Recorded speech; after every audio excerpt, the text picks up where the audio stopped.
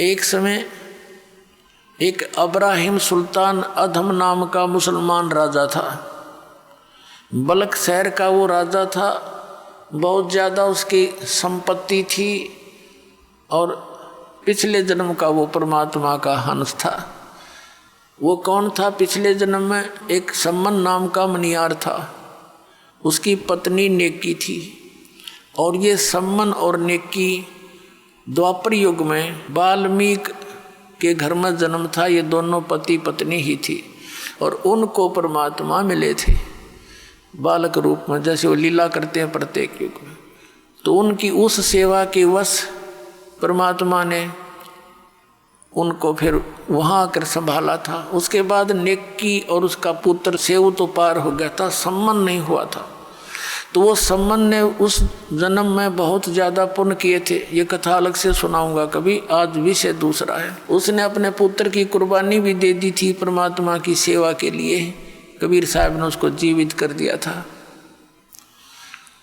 फिर वो सम्मन पार नहीं हुआ, लेकिन उसने जो पुण्य किए थे, परमात्मा के संग रह करके कुछ दिन भक्ति की थी, उसके परिणाम स्वरूप वो अगले जन्म में एक नौशेर खान नाम का राजा बन गया और इतना कंजूस हो गया कि वो कोई दान करे नहीं और गनाए धन था।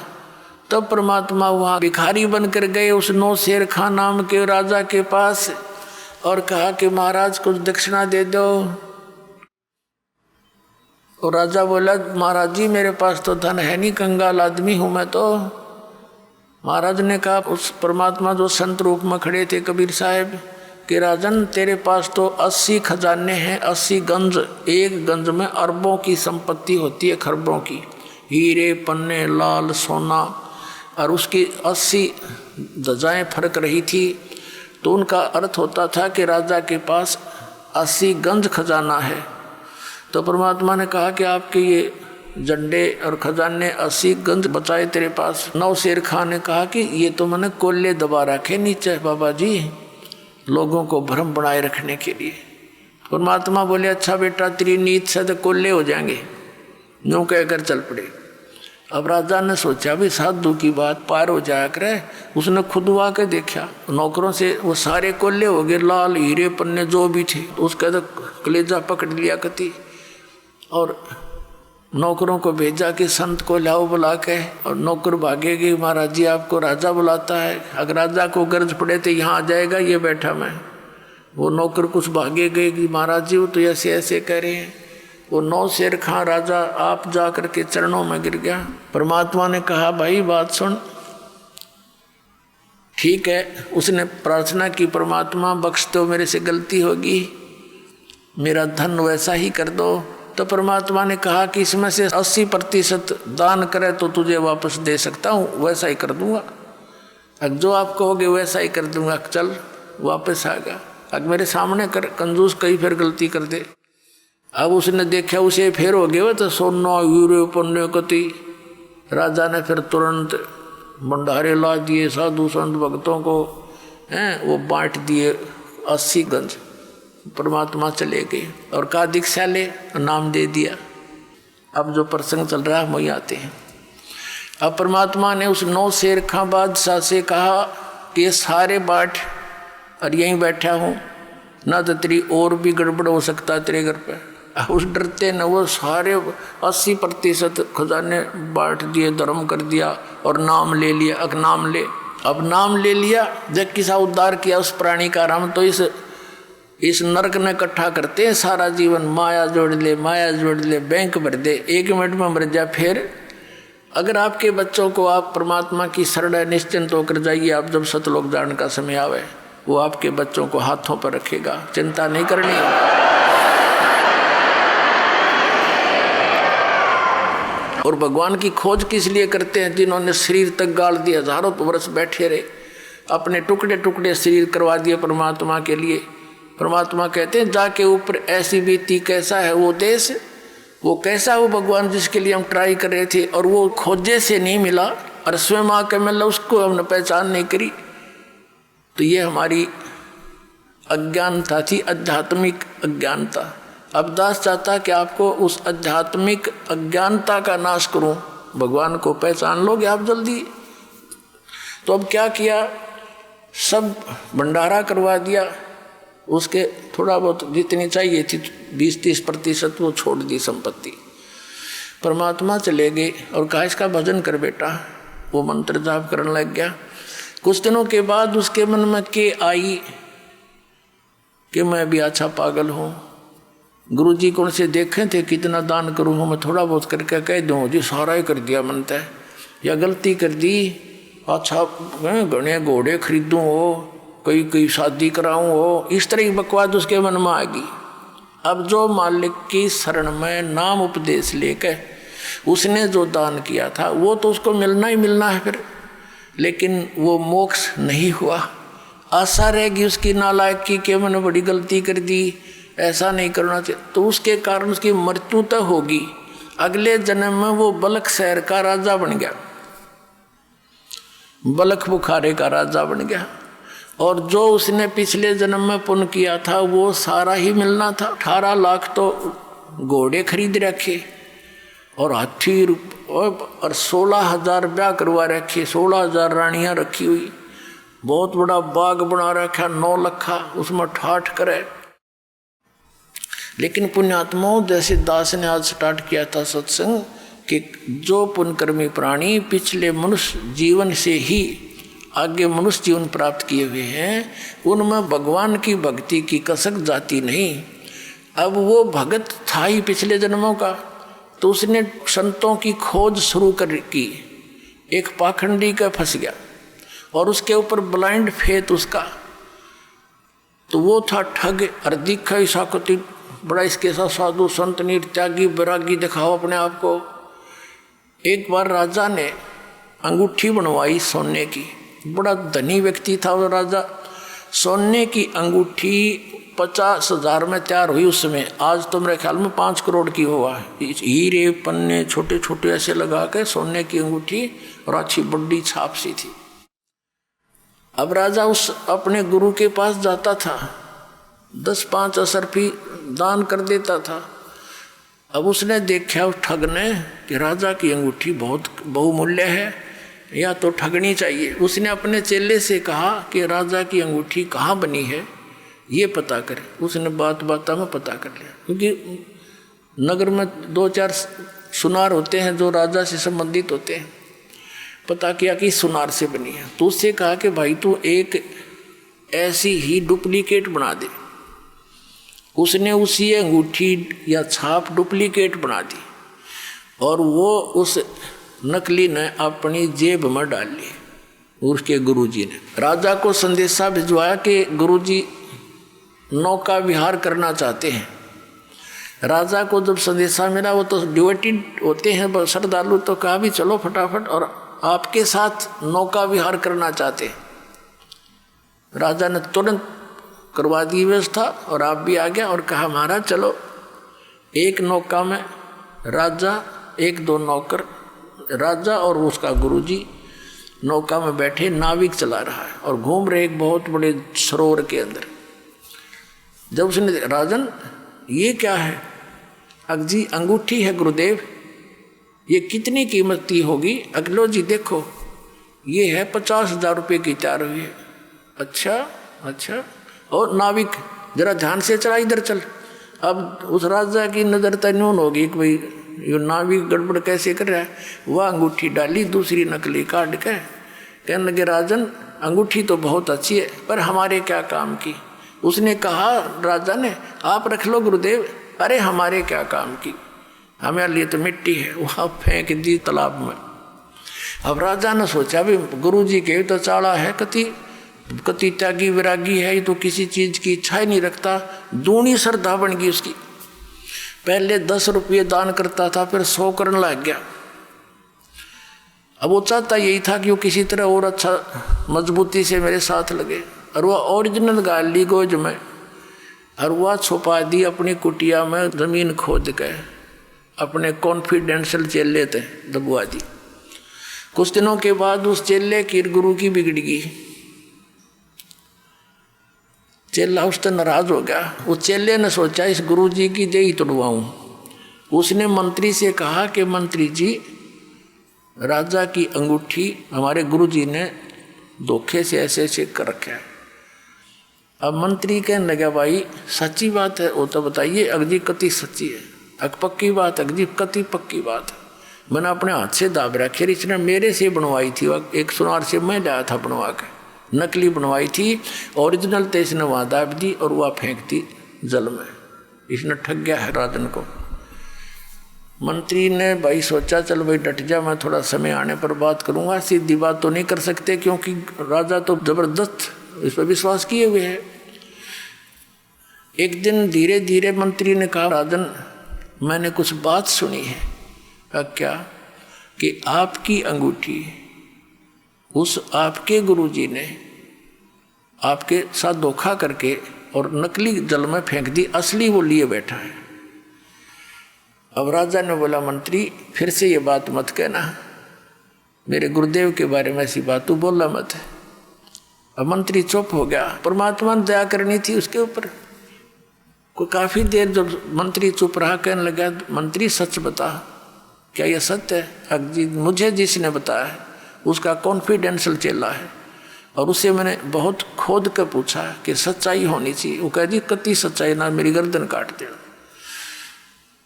तो राजा इतना विश्वास करता था कि मंत्री अगर वहाँ बात कच्ची पागी तो मैं तेरी गर्दन काटूंगा, तो फिर तसल्ली कर ले। उसने फिर तसल्ली की, कॉन्फर्म होगी।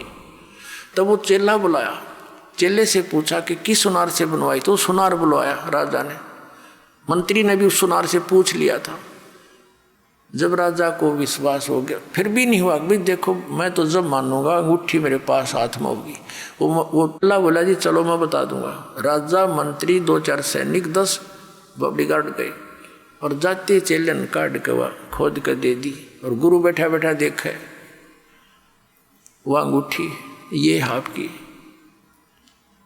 तब राजा ने देखा उसकी तरफ, करड़ा करड़ा पैरा मार के गिर गया। वो ठग माफ कर दो आप तो बख्शनार हो, मेरे से गलती होगी। उसका 2 मारी लात, अग निकल जाए दुष्ट यहाँ से तू। उस दिन के बाद देखो पुण्यात्माओं, दास क्या बताना चाहता है कि जो ये पुण्यात्माएं नकली संता कर फंसी पड़ी हैं और उन पर पूर्ण विश्वास करे बैठी हैं परम धनी जान के। ठीक है, श्रद्धालु का तो ये स्वभाव होता ही होता है। अब ये ठग दुरुपयोग करते हैं इस टाइप के, तो उस राजा को नास्तिक बना दिया उन्होंने। राजा ने आदेश दे दिया कि जो कोई भी संत साधु पावे मेरे पास लाओ। सीधा आदेश नहीं दिया कि इनको मारो और भगा दो, कि कोई भी संत मिल जा उसको लाओ पकड़ के मेरे पास लाओ। अब सैनिक घूमने लग गए, जहाँ भी कोई साधु संत मिले उनको राजा के पास लाओ। राजा उनसे प्रश्न करे कि तुमने कभी भगवान मिला है, तुम्हें रब मिला है, अल्लाह मिला है, आपको मिला है तो मुझे मिलाओ। अब चाहे वो अच्छे भगत थे, जैसे भी थे, नेक थे, उनमें सारे के ठग हुआ करें, तो उनका कोई उत्तर नहीं होता था। उनको उठा करके कैद में डाल दिया। एक संत ऐसे कोई समझदार सा था, उसको पकड़ जाए। उसने प्रश्न किया राजा ने कि मुझे दिखाओ भगवान तुमने मिला है तो। संत ने कहा जी एक दूध का गिलास मंगाओ। राजा ने सोचा ही पीता होगा, आदेश दे दिया नौकर को कि भाई मीठा करके गिलास दूध ला दे। अब दूध लाके उस ऋषि संत को दे दिया, साधु को। वो साधु दूध में उंगली दे रहे से देखे। अब राजा कहता जी पी लो, अपने पीना है तो, इसमें मीठा डाल रखा है, दूध है। उस संत ने कहा जी मैंने सुना है दूध में घी होता है, लेकिन आपके दूध में तो घी है ही नहीं, मैं पीऊँ क्या इसको? तब राजा बताने लगे, हंसा कि महात्मा जी आप जंगल में रहते हो, आपको पता नहीं दूध से घी कैसे बनता है बताऊं? इसको गर्म किया जाता है, फिर ठंडा सा करके नवाया सा करके इसमें जामन लगाया जाता है, फिर दही बनता है, दही बनकर फिर बिलोया जाता है, रिड़का जाता है, फिर ये घी निकलता है, समझे? तब उस संत ने कहा राजन इसी प्रकार जैसे दूध से घी निकालने की विधि है, ऐसे ही परमात्मा के पाने की विधि है, मैं बताऊंगा और आप करो। राजा कहने लगा घनी बात मत बना, चलो अंदर, तुम बकवास, ऐसी बातें मैंने बहुत सुन रखी है तेरे जैसे पाखंडी। वो भी जेल में डाल दिया और चक्की पीसने की ड्यूटी लगा दी। 360 संत कैद में डाल रखे थे। राजा लोग इन अपराधियों को आटा पीसने की ही सजा देते थे क्योंकि घोड़े गाड़े रखा करते, सैनिक रखा करते, उनका आटा उनसे ही पिसवाते थे। अब परमात्मा आते हैं, क्योंकि वो भक्त भी तो उसी परमात्मा की आत्मा है जो भगवान के लिए घर छोड़कर जंगल में बैठे थे। भले ही वो शास्त्र विरुद्ध साधना कर रहे थे, लेकिन पूर्व जन्म के उसी के बच्चे थे। अब वो चक्की पीछे रोए, हे भगवान बता तेरे नाम पर निकले थे, आज मालिक तेरी भक्ति करते करते ये दुख हमारे ऊपर आए। तो कहते पहुंचूंगा क्षण एक में अपने जन के काज। एक तीर से कई शिकार करते हैं भगवान। उधर से उस राजा को दलदल से निकालना था, उधर से उनकी भी बंद छुटवानी थी। अब क्या हुआ, एक दिन परमात्मा एक ऊंट, जैसे राजस्थान के अंदर होते हैं ये राजस्थानी, बड़े बड़े साफे होते हैं इनके, ऊंटवाल बोलते हैं इनको, और लंबी नोक की जूतियां होती थी पहले, एक लठ रखते थे साथ में, छोटा सा कुर्ता सा पहनते थे, धोती डबल टांग की पहनते थे।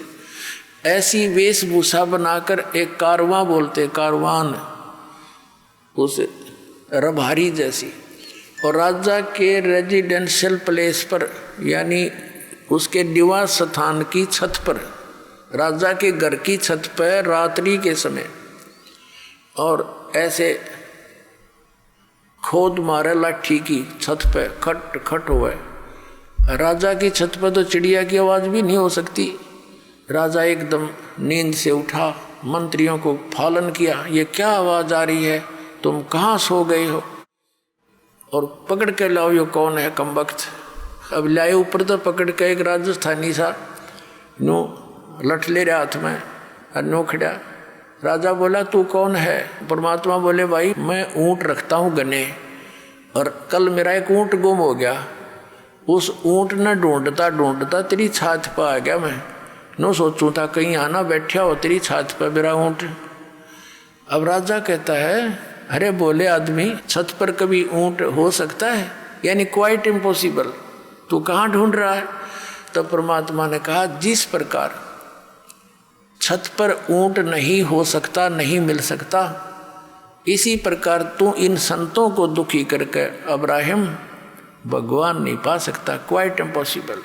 अन्यों का अंतर ध्यान हो गए, अदृश्य हो गए। वहां से राजा को चक्कर आ गया, क्योंकि सामने से आदमी एकदम उदल हो जा तो कलेजा हिल जाए इंसान का। और वहां पहुंचे कहां पर, जहां वो चक्की पीस रहे थे। परमात्मा ने जाके कहा उन जेलर से कि भाई मेरी भी सजा कर दी तुम्हारे राजा ने। वो भी साथ दूसरा रूप बना लिया मालिक ने वहाँ जाके। कहने लगे अच्छा भाई तेरी सजा कर दी, कहाँ तू बड़ा ईमानदार आप पाया गया। अकबर भाई क्या करूँ, क्या करूँ, और मैं नहीं कहीं और फिर पकड़ के लाएंगे मुझे। तो उस जेलर ने वो भी अंदर कर दिया कि चल पकड़ चक्की पीस।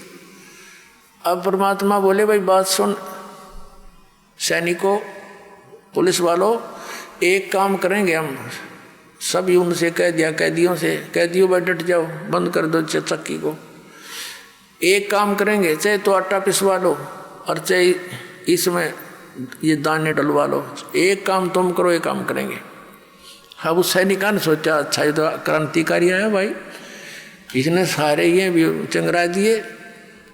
तो उन्होंने सोची कि लाइन की फड़क काट देंगे। पहले 4 घंटे पिसवाते थे तो ईब इनको 12 घंटे पिसवाएंगे, और हम कनक डालेंगे ये पीसेंगे। कहने लगे तुम चक्की पीसो और हम कनक डालेंगे। परमात्मा बोले ठीक है पोजीशन पकड़ो। अब वो सारे पुलिस वाले खड़े हो गए, क्यों पुलिस वाला एक का जना 10 चक्की हम डाल दे, इतने वो लगे रहे काफ़ी देर तक। तो परमात्मा बोले भाई तुम खड़े हो जाओ साधु भक्तों और आंखें बंद करो। उन्होंने आंखें बंद कर ली, और परमात्मा ने अपने हिस्से की जो चक्की थी उनके लिए रखी हुई थी उसका डंडा लगा दिया सोठी। वो 360 चक्की अपने आप घूमने लगी, नो खखाट उठ गया। और परमात्मा बोले ले भाई सैनिकों कितना पीस लियो, और हम चले। परमात्मा ने कहा आंखें खोलो। उन आंखें खोली तो उस नगरी से बाहर 1 किलोमीटर दूर जंगल में सारे संत खड़े। और परमात्मा ने कहा इसे साकेट की नगरी में फिर मत आइयो, तुम भाग जाओ यहाँ से। अब वो तो छोड़ कर जूती नूजा खखाट बाबा जी तक गए पार सीमा तक। अब उधर से क्या हो रहा है, वो चक्की आप चलें, उन पसीने आगे बुखार चढ़ गए सारे उन पुलिस वाला के, और दूर खड़े हो गए देखे सारे। फिर एक सैनिक गया राजा के पास कि राजन ऐसे ऐसे एक संत आया था और उसने ऐसे जादू जंत्र किया कि सारी चक्कियाँ चल रही हैं, सारे कैदियाँ ने भगा ले गया अंतर जान करके। उधर से राजा के बारे में पता चला कि यहाँ भी आया था। राजा ने जाकर देखा कि सचमुच चक्कियाँ चल रही हैं। वो तो इसलिए था कभी सैनिकों के ऊपर फिर ये दुखी करा कर तुमने भेज दिया उनको। तो चक्की चलती देख कर वो कहने लगा भाई थारा दोष नहीं, ये तो मेरे पास भी आया था। अब उसकी वो स्टार्ट हुई उसके बाद कसक भगवान की उस दिन से।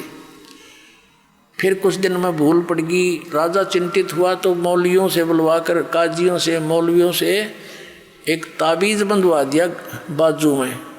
उन्होंने बताया जी ये तो कोई ऐसे जन वगैरह होते हैं, भूत प्रेत, ये फरिश्ते वगैरह आ जाते हैं, कोई ऐसी बात नहीं, अब नहीं आएंगे। कुछ दिनों के बाद परमात्मा ने क्या करा, एक यात्री का रूप बनाया। शाम के समय एक छोटी सी पोटली राह चलते रखा करते, बैग जैसे छोटा सा, उसमें अपने रास्ते के कपड़े आदि होते थे। ऐसा लेकर के एक पोटली सी सिर पे, और शाम के समय राजा बैठा था अपने महल के सामने घर में। एक तो होता है उनका दरबार ऑफिस, वो अलग होता है, एक अपने घर में बैठा था। और वो परमात्मा पहुंच गए वहां सामने राजा के पास। राजा से जाकर कहने लगे अरे भाई धर्मशाला वाले, ए सराय वाले, एक कमरा किराए पर दे दे भाई, और उसका किराया बता दे, मैंने एक रात काटनी है। राजा उसके मुंह की तरफ देखे, उन्हें सोचा भोला बाला यात्री ग्रामीण है, इसका धोखा लग गया। वो कहने लगा भाई आप कौन हो? उसने कहा परमात्मा मैं यात्री हूँ, मैंने अपने जाना है सफ़र पे, देर होगी, मैंने रुकना है रात ने, तो किराया बता दे, कोठड़ी मैंने दे दे। तो राजा बोला तेने पता ये क्या स्थान है? अब क्या है भाई बता दे। कि ये मेरा महल है, मैं राजा हूँ यहाँ का, ये सराय नहीं है। परमात्मा ने पूछा तेरे से पहले इसमें कौन था भाई? कि मेरे पिताजी थे।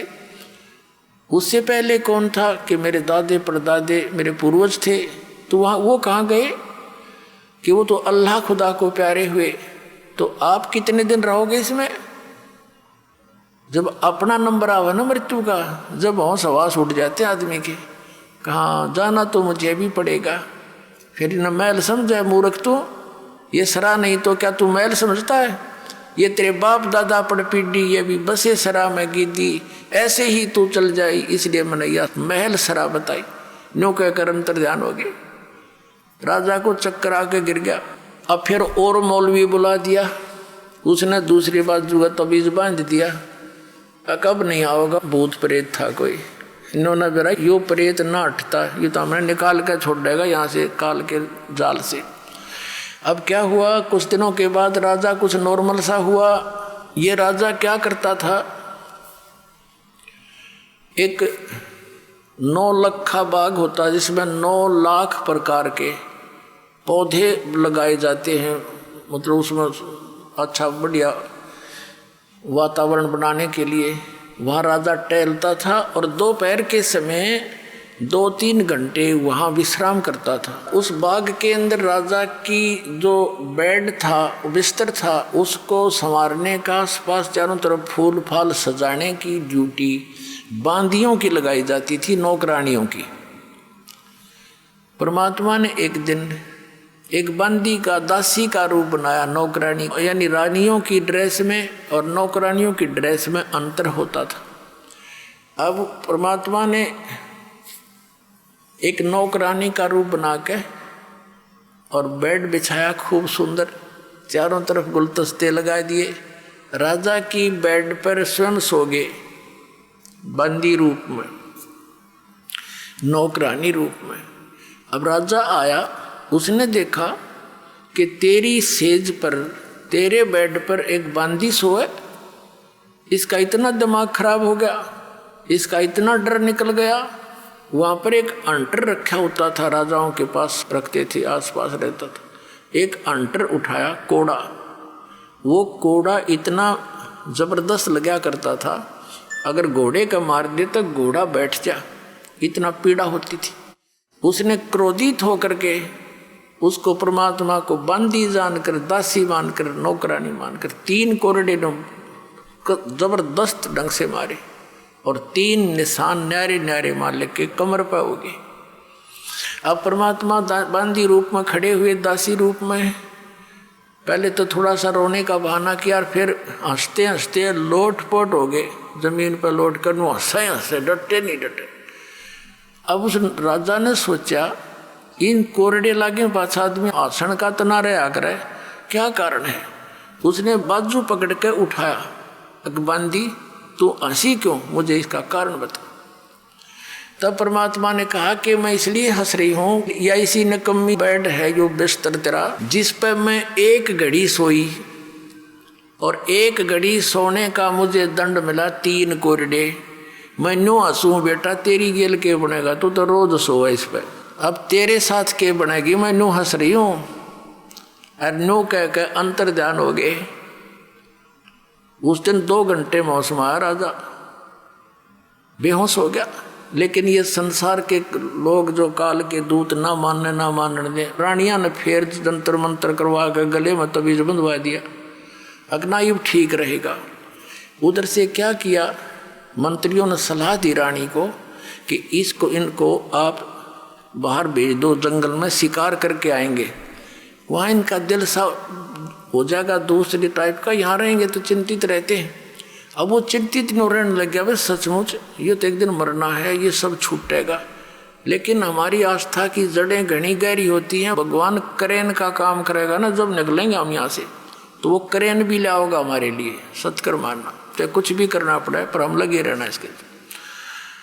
अब क्या किया, वो 1 हफ्ते का प्रोग्राम बना के जंगल में चले गए, सैनिक भी मंत्री भी, जाकर लगा दिया पड़ाव।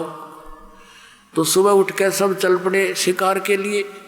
12 बज गए, कोई शिकार यानी पशु उनको मारने के लिए नहीं मिला। तो बगैर शिकार लिए राजा वापस आओ, अपनी बेइज्जती मानता है। इतने में क्या देखा कि एक हिरण आ रहा है, मृग। राजा ने कहा सैनिकों, अगर ये मृग हाथ से निकल गया उसी को मृग की तरह मार डालूंगा। सब सतर्क हो गए। अब वो मृग राजा के घोड़े के नीचे के निकल गया और दूसरे घोड़ों पर थे अपने अपने। अब किसने कहो है मार दूंगा। अब यावा होता शर्मिंदा होकर पीछे 2 घोड़ा दौड़ा दिया मृग के, और सेना से रहेगी पीछे, और वो घोड़ी दूर आगे निकल गया। वो मृग जा करके इधर उधर बाईपास मार गया, अंतर ध्यान हो गया। क्या दिखा था उसने, वो तो मालिक की लीला थी। इतनी दूर चला गया, आसपास उसके साथी भी नहीं, और घोड़े को भी प्यास, झाग आगे प्यास लग आई, राजा को भी प्यास और भूख जबरदस्त लगी। ऐसी स्थिति होगी कि 10 मिनट जल नहीं मिला तो मौत हो जा।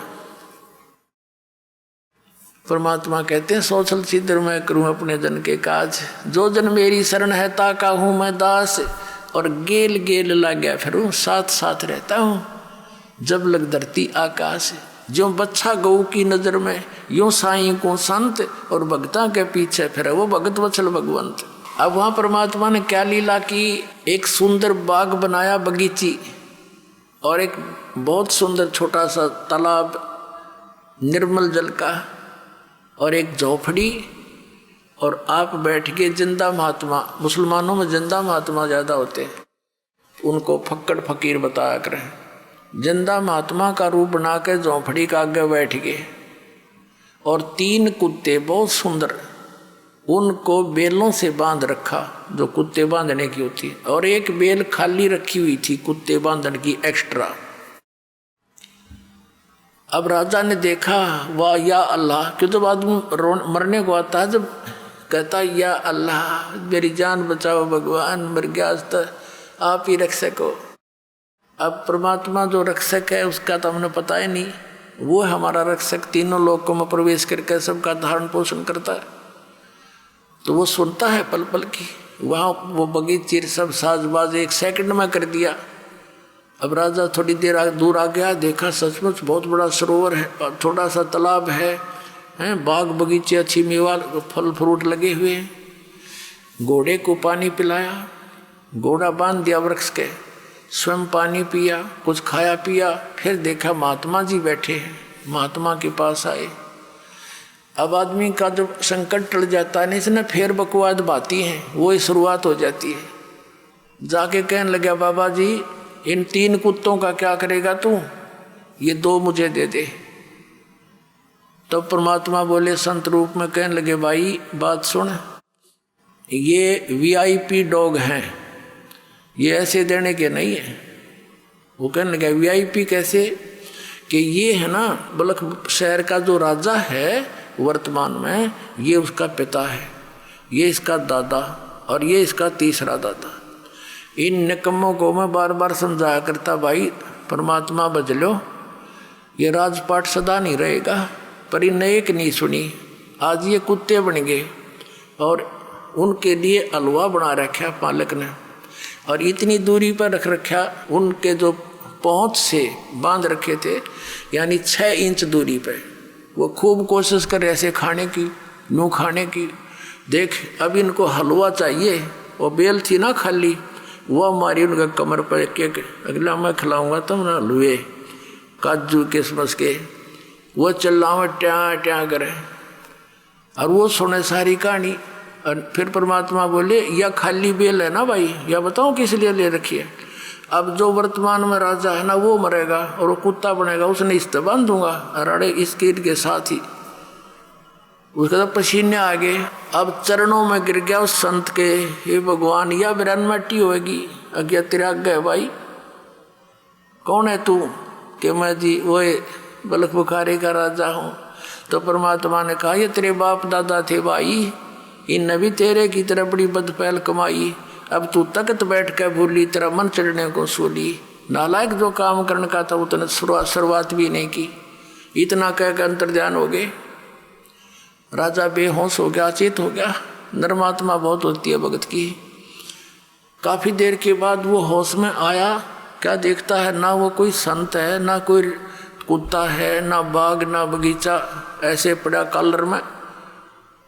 और घोड़ा देखा, घोड़े के पैर पानी में भीगे हुए हैं, पानी पी रखा अपना तृप्ति। अब वो समझ नहीं सका और ये पता लग गया तो बहुत बुरी बनेगी भाई। उसी समय इतने मायूस हो गया, आके सैनिकों से बोला नहीं और ऐसे संकेत किया कि उठाओ सब सामान को, चलो मेरे साथ। वो सैनिक तो ट्रेंड होते हैं, 10 मिनट में बांध गए अपने बैग रो लिए गए, घोड़े ले गए, वापस आ गए। रानियों ने पूछा मंत्रियों से क्या हो गया, अगदी पता नहीं, ऐसे ऐसे मृग के पीछे पीछे गए थे और पता नहीं वहाँ क्या हुआ इनको। और वापस आए तो किसी से नहीं बोलते। एक कमरे में जाकर बैठ के रानी चली गई, मंत्री चले गए। मुख्य रानियाँ होती हैं वो तो राजा साथ घुली मिली होती हैं, सब कुछ बोल देती हैं। कहने लगे जी आप तो औरतों से भी गए गुजरे, औरतें कहा करती हैं मुझे ये दिख गया, वहाँ खड़ी थी एक बाबा दिखा, वहाँ खड़ी थी एक भूत दिखा। आप तो उनसे भी गए गुजरे होगे, हिम्मत करो, आप तो क्षत्रिय हो। ये है उसमें लगी पंप मारने, उसका तो कलेजे में जख्म हो गया। अब वो सोचा ही न क्यों कर समझाऊँ बता। इतने में एक कुत्ता आ गया। उस कुत्ते के सिर में कीड़े पड़े हुए थे, जख्म था, उसमें जीव चल रहे थे। वो आकर कहने लगा अब्राहिम अब्राहिम देख ले, मैं उस नगर का राजा था, मैंने जितने भी शिकार खेल लिया और जुल्म किए, ये देख अपने कर्म का भोग भोग रहा हूँ। अब जान बचाई जा तो बचा ले भाई, न्यों कह करो भाग्य खेदे ही। अब राजा कहने लगा देख लिया तुमने, तुम्हारे सामने, अब तो आगे पीछे हो तो चलो तुम ना मानो थे। और कहा निकल जाओ इस कमरे से बाहर। सबको बाहर कर दिया, कुंडी ला ली। रात्रि के समय घर के पीछे से कमंद डालकर, रस्सा डालकर, सब वस्त्र निकाल कर और एक शाल की जो है ना चद्दर सी बांध के ऐसे गले में एक का लपेटा करें साधु संत ऐसे, और निकल गया घर से। रात ने 20 किलोमीटर खींच दी रातों रात, घर के उठे इतने। अब आगे जाके क्या देखा, भूख लगी जोर की, एक मालन बेर बेचे थी। कहा मालन बेर कैसे देती है? कहने लगी 1 पैसे का शेर देती हूँ। इब्राहिम ने कहा कि मेरे पास पैसा तो है नहीं, ये जूती है, इतनी कीमती जूती पहना करता, 2.5 लाख रुपए की, 1.25 लाख रुपए की एक जूती, उसमें हीरे पन्ने जुड़ा रखे, सारी ऐसी थी, सबसे कम कीमत की थी जो पैर के चल जाओ। अब भूख का गे पुण्यात्मा, ये सोना काम नहीं करे, भूख लगी, कहने लगा ये दोनों जूती दे दूंगा तेरे को, मुझे एक शेर बेर दे दे, और ये 2.5 लाख रुपए की है। मालन ऊपर ले मन तेनों कहने लगी मैंने तो 1 पैसा चाहिए, क्योंकि कैसे दे दे, और दोनों उठा कर अपने सारे दर ली। एक शेर बेर जब तोलने लगी 1 किलो, एक बेर जमीन पर गिर गया तोलते तोलते। मालन तेनों कह मेरा, इब्राहिम कह मेरा, तोले पाछे गिरा है, वनो के ना मेरे हाथ से गिरा है। उस बेर पे गुत्तम गुत्ता परमात्मा ने अपने रूप में आकर उसका एक दिरा कान पे है, ने बोला 2.5 लाख की जूती और 1 पैसे का बेर है, देख दम सुल्तान तने के छोड़ दिया मेर, ये ममता क्या छोड़ा, तो राज ने गिर ले लिए, फिर है नालायक, जा वापस अपने घर ने कर ले राज, तू अरे मुश्किल तो नरक से निकाला। अब घर के त्याग देने से राज नहीं त्यागा जाता पुण्यात्मा, अंदर से त्याग मिट्टी समझ इसको, और फिर चरणों में गिर गया, हे भगवान बड़ी दया करी आपने, मैं तो कति यहाँ तक दब चुका था दाता, आपने तो रस्सा ही बांध कर निकाला हूँ। बेटा मुझे मालूम था तेरी दुश्मन थी माया, जिसने तो अपनी प्यारी समझ रहा था, अब मैं तेरे साथ हूँ ना, जिस चीज़ की आवश्यकता पड़े मुझे बताइए, हाजिर खड़ा पाओगा। अब क्या हुआ, शाम के समय उसने फिर भूख लगी ना, सुबह के समय रात तो कट गई, तो सुबह याद किया भगवान भूख लगी, आकाश से एक थाली आई, कपड़ा उसके ऊपर डला हुआ थाल पोस, उसने उठाकर देखा, उसके सामने आके रुक गई। उसमें क्या देखा, काजू किस्मत सेब संतरों के भरी, और साथ में हलवा खीर पूरी कचौड़ी और रोटी, सारी आइटम उसमें। वापस न्यू का न्यू ढक दिया कपड़ा और मुंह फेर कर बैठ गया, कहना भगवान ये तो आपने छुटवाए थे, ये फिर भेज दिए, दास को सूखी रोटी दे दो। परमात्मा ने आकाशवाणी करी, बेटा तू सफल हुआ, अब तेरी आत्मा हट गई इस गंदे दलदल से, अब तू लकड़ी तोड़ और जंगल से बेच और अपना गुजारा कर और भक्ति कर बेटा, नाम बिना बात नहीं बढ़ेगी। अब उसको नाम दिया सतनाम, पहला मंत्र दिया, फिर सतनाम दिया, फिर कहा बेटा तुझे सारनाम दूंगा, सारनाम जब दूंगा तू योग्य हो जाएगा। और परमात्मा ने बताया कि मेरा वहाँ आश्रम है, तू वहाँ आ जाना। तो वहाँ एक रहते थे साधु रूप में परमात्मा। इब्राहिम वहाँ जाने लगा, फिर सारनाम का समय आया, परमात्मा ने कहा बेटा ठीक है वहाँ आ जाना, सारनाम तुझे दूंगा मैं। वो समय रख दिया, तिथि बता दी, तो राजा आ रहा था और एक बहन भगतमती वो उसी नगर की थी, और उसके नगर के पास परमात्मा का आश्रम था छोटा सा। वो राजा जो भगत बन गया था वो नीचे से जा रहा था गली से, वो लड़की ऊपर से कोई कूड़ा करकट उठाकर और नीचे डाल दिया उसने। डालने के बाद देखा तो एक व्यक्ति पे गिर गया, और लड़की झांक के देखा, फिर बाद में वो रोले मचाने लग गया, तूने ये क्या कर दिया, कौन है तू बदतमीज। तब उसने देखा झांक के को हो तो किसी आदमी पर गिर गया, और आंखें लाल करके कहता है काश मैं आज राजा होता, तेरे टुकड़े टुकड़े कर देता, तेने मेरा सारा हुलिया बिगाड़ दिया। वो कहने लगी भाई साहब गलती होगी, मैंने देखा को नहीं, माफ़ कर दो, मैं आज राजा होता तुझे बता देता। तो वो लड़की ने सोची भाई यू क्या मतलब है, राजा क्यों कहता है। अब वो लड़की भी आश्रम में आना था, उधर से उसने भी गुरुजी से मिलने जाना था, वहाँ वो सारे इकट्ठे हुए। जब उसने देखा तो वो आदमी है जो रास्ते में इसके ऊपर गलती से कूड़ा गिर गया था। तो परमात्मा से पूछा गुरुदेव ये भगत है, ये कभी राजा था। कहा बेटी ये बहुत बड़ा राजा था, इब्राहिम सुल्तान अदम नाम है इसका, बल्ख बुखारे का राजा है। अच्छा ये था वो, कहाँ। परमात्मा ने पूछा क्या बात थी, कि महाराज ऐसे ऐसे ये आया ना, जब मेरे से गलती से कूड़ा गिर गया, मैंने ध्यान नहीं करा, मैं तो यहाँ आने की चिंता में थी। इसके ऊपर जब कूड़ा डला तो इसने बहुत बुरा बोला, तो मेरे तो बहुत गालियां दी और कहा यदि आज मैं राजा होता तेरे टुकड़े टुकड़े कर देता। कहा अच्छा बेटा कोई बात नहीं। ये राजा था बेटी, इसमें कोई शक नहीं, बहुत बड़ा राजा था। अब कुछ देर के बाद उसने प्रार्थना की कि गुरुदेव आपके दास को सार नाम की दया करो, यदि योग्य हो गया हो। तो परमात्मा बोले बेटा अभी तो तू राजा है, जब दास बने ना जब आइए, 1 वर्ष का समय दे दिया। अब वो कहना जी मैं तो आपका दास हूँ। हे मालिक अब कहाँ राजा, मैं तो आपका दास हूँ। कहना बेटा ये तो ऊपरले मन तो बोल रहा है, तू अंदर से राजा है। अब उसको न्यू नहीं डिक्लेयर किया, यूँ किस कारण से कहा अगजा 1 वर्ष के बाद आना। अब गुरु जी का आज्ञा सिरोधारिये, उठ कर चल पड़ा जैसे आपकी आज्ञा हो। 1 वर्ष के बाद निर्धारित समय और निर्धारित दिन के इस समय तक आना है तेने वहाँ उस दिन। और परमात्मा ने कहा बेटा अब कई रास्ता तो वहीं तेरे घर के पास से आओगा, इसके ऊपर भैंसों का गांव का गोबर और मूत थोड़ा सा पानी मिलाकर बाल्टी तैयार रखिए, और जब यूँ तेरे घर से नीचे का इसको ऊपर चोटी में गिरिए इसके। वो लड़की तो सवेरे बना के सारा सामान तैयार होगी, और नो देखा कद से आवेगा, उसने आना ही था क्योंकि निर्धारित समय दे रखा।